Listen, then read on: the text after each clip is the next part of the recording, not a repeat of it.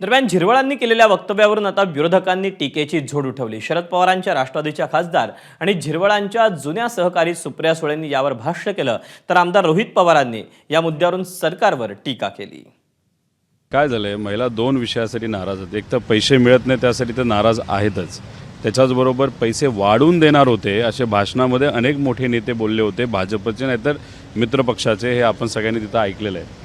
त्याच्याचबरोबर महिला आता काय म्हणायला लागल्यात की इलेक्शन जेव्हा होतं तुम्ही 2 महिने पुढचे पैसे ॲडव्हान्समध्ये त्यावेळेस तुम्ही दिले आणि आता आमचा हक्काचा महिन्याचा पगारसुद्धा तुम्ही जर देऊ शकत नसाल तर मग आमचा वापर, आमच्या मताचा वापर फक्त हा इलेक्शन पुरता केला आणि ते वातावरण करून तुम्ही सत्तेत आला ना आम्हाला विसरून गेला, असं आता महिलांचं मत व्हायला लागलेलं आहे, असं आपल्याला म्हणावं लागेल।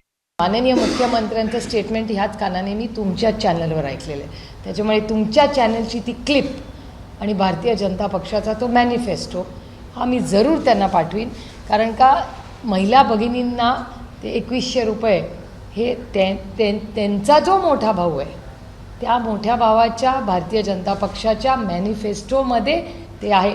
कदाचित त्यांना वाचण्यात राहून गेलं असेल। मी आजच थँक्यू तुम्ही सांगितल्याबद्दल, मी त्यांना लगेच व्हॉट्सॲप करीन आज। एबीपी माझा, उघडा डोळे बघा नीट।